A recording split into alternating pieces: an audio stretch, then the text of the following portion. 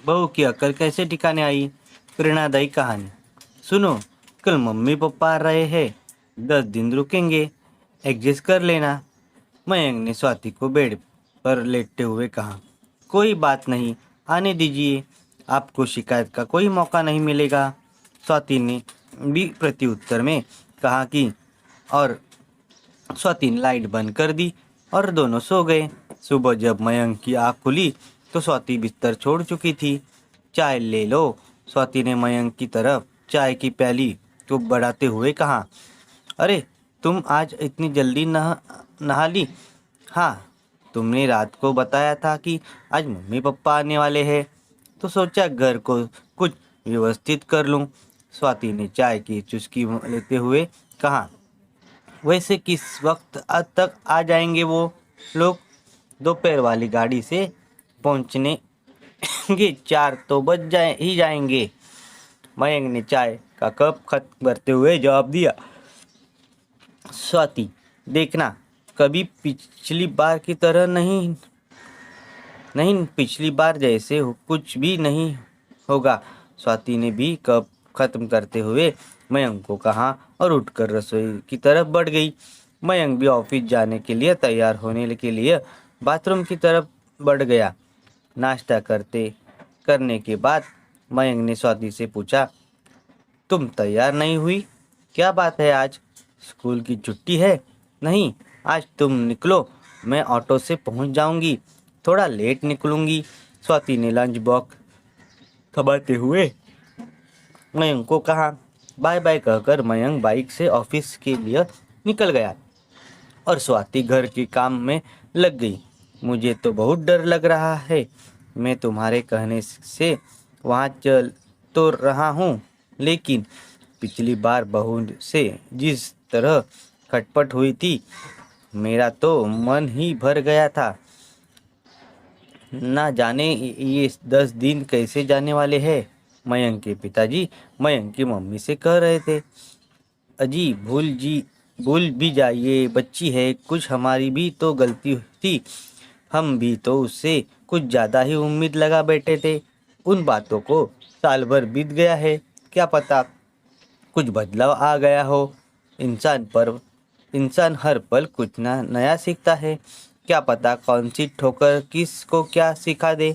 मयंक की माँ ने पिताजी को हौसला देते हुए कहा।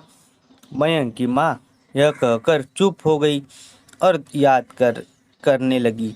2 भाइयों में मयंक बड़ा था और विवेक छोटा। मयंक गांव से 10वीं करके शहर आ गया।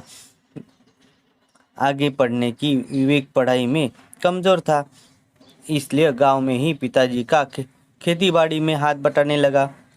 मयंक भी टेक करके शहर में ही 20,000 रुपये की नौकरी करने लगा। स्वाति से कोचिंग सेंटर में ही मयंक की जान पहचान हुई थी। यह बात मयंक ने स्वाति से शादी के कुछ दिन पहले बताई। पिताजी कितने दिन तक नहीं माने थे इस रिश्ते के लिए। वो तो मैंने ही समझा बुझाकर रिश्ते के लिए मनाया था, वरना ये तो पड़ोस के गांव के अपने दोस्त की बेटी माला से ही रिश्ता करने की जिद लगाए बैठे थे। गांव आकर स्वाति के घर वालों ने शादी की थी।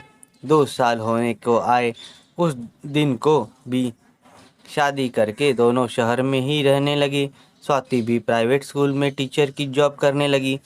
पिछली बार जब गांव से आए थे तो मन में बड़ी उमंगे थी, पर 7-8 दिन में ही बहू के तेवर और बेटे की बेबसी के चलते वापस गांव की तरफ हो लिए। कई बार मयंक को फ़ोन कर बोला भी कि बेटा गांव आ जा, पर वो हर बार कह देता, माँ छुट्टी नहीं मिलती, कैसे आऊँ। लेकिन मैं ठहरी एक माँ, आखिर माँ का तो मन करता है ना अपने बच्चे से मिलने का।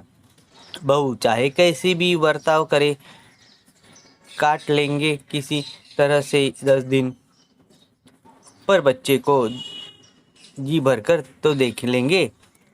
अरे भगवान, उठ जाओ, स्टेशन आ गया, उतरना नहीं है क्या? मयंक के पिताजी की आवाज़ मयंक की माँ को यादों की दुनिया से वापस खींच लाई। सामान उठाकर दोनों स्टेशन से बाहर आ गए और ऑटो में बैठकर दोनों मयंक के घर के लिए रवाना हो गए। घर पहुंचे तो बहू घर पर ही थी। जाते ही बहू ने दोनों के पैर छुए। हम दोनों को ड्राइंग रूम में बिठाकर हम दोनों के लिए ठंडा ठंडा शरबत लाई। हम लोगों ने जैसे ही शरबत ख़त्म किया, बहू ने कहा, पिताजी आप सफ़र से थक गए होंगे, नहा लीजिए, सफ़र की थकान उतर जाएगी, फिर मैं आपके लिए खाना लगा देती हूँ। पिताजी नहाने चले गए। बहू रसोई में घुसकर खाना बनाने लगी। थोड़ी देर में मयंक भी आ गया। फिर बैठकर सबने थोड़ी देर बातें की और फिर सबने खाना खाया। मयंक और बहू सोने चले गए और हम भी सो गए। सुबह 5 बजे पिताजी उठे तो बहू उठ चुकी थी। पिताजी को उठते ही गर्म पानी पीने की आदत थी। बहू ने पहले से ही पिताजी के लिए पानी गर्म कर रखा था।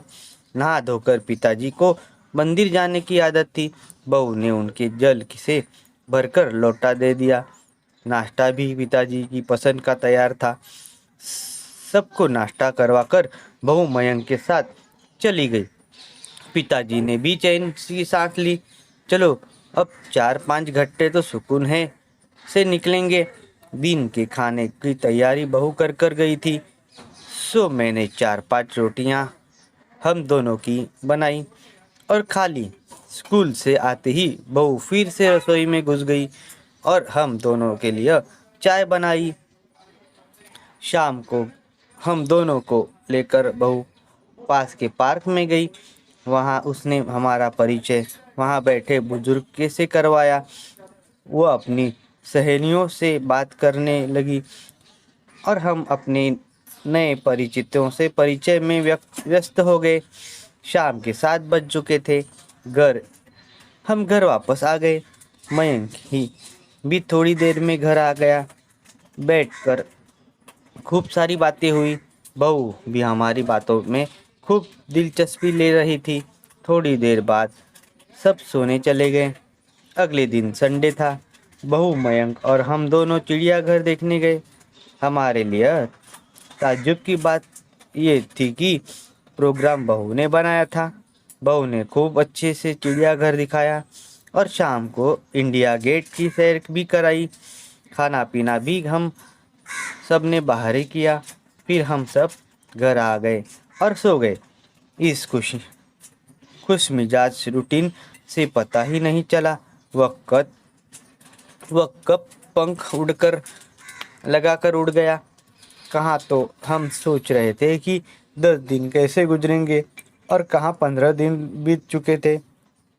आखिर कल जब विवेक का फ़ोन आया कि फसल तैयार हो गई है और काटने के लिए तैयार है, तो हमें अगले ही दिन गांव वापसी का प्रोग्राम बनाना पड़ा। रात का खाना खाने के बाद हम कमरे में सोने चले गए तो बहू हमारे कमरे में आ गई। बहू की आंखों में आंसू बह रहे थे। मैंने पूछा, क्या बात है बहू, रो क्यों रही हो? तो बहू ने पूछा, पिताजी, माँ जी, पहले आप लोग एक बात बताएं, पिछले 15 दिनों में कभी आपको यह महसूस हुआ कि आप अपनी बहू के पास है या बेटी के पास? नहीं बेटा, सच कहूँ तो तुमने हमारा मन जीत लिया। हमें किसी भी पल यह नहीं लगा कि हम अपनी बहू के पास रह रहे हैं। तुमने हमारा बहुत ख्याल रखा। लेकिन एक बात बताओ बेटा, तुम्हारे अंदर इतना बदलाव आया कैसे? पिताजी, पिछले साल मेरे भाई की शादी हुई थी। मेरे मायके की माली हालत बहुत ज़्यादा बढ़िया नहीं है। इन छुट्टियों में जब मैं वहाँ रहने गई तो मैंने अपने माता पिता को एक चीज़ के लिए तरसते देखा। बात बात पर भाभी के हाथों तिरस्कृत होते देखा। मेरा भाई चाहकर भी कुछ नहीं कर सकता था। मैं वहाँ उनके साथ हो रहे बर्ताव से बहुत दुखी थी। उस वक्त मुझे अपनी करनी याद आ रही थी कि किस तरह का सलूक मैंने आप दोनों के साथ किया था। किसी ने यह बात सच ही कही है कि जैसे बोओगे वैसा काटोगे। मैं अपने माँ बाप का भविष्य तो नहीं बदल सकती, लेकिन खुद को बदल कर मैं ये उम्मीद तो अपने आप में जगा सकती हूँ कि कभी मेरी भाभी में भी बदलाव आएगा और मेरे माँ बाप भी सुखी होंगे। बहू की बात सुनकर मेरी आंखों में आंखें भर आई। मैंने बहू को खींचकर गले से लगा लिया। हाँ बेटा, अवश्य एक दिन अवश्य ऐसा होगा। ठोकर सबको लगती है, लेकिन संभलता कोई कोई है। लेकिन हम दुआ करेंगे कि तुम्हारी भाभी भी संभल जाए। बहू अब भी रोए जा रही थी। उसकी आंखों से जो आंसू गिर रहे थे वे शायद उसकी पिछली गलतियों के पश्चात के आंसू थे। आशा करता हूँ यह कहानी आपको बहुत पसंद आई होगी। कहानी के लिए लाइक कीजिए, कहानी को शेयर कीजिए और चैनल को सब्सक्राइब कीजिए। कहानी सुनने के लिए धन्यवाद।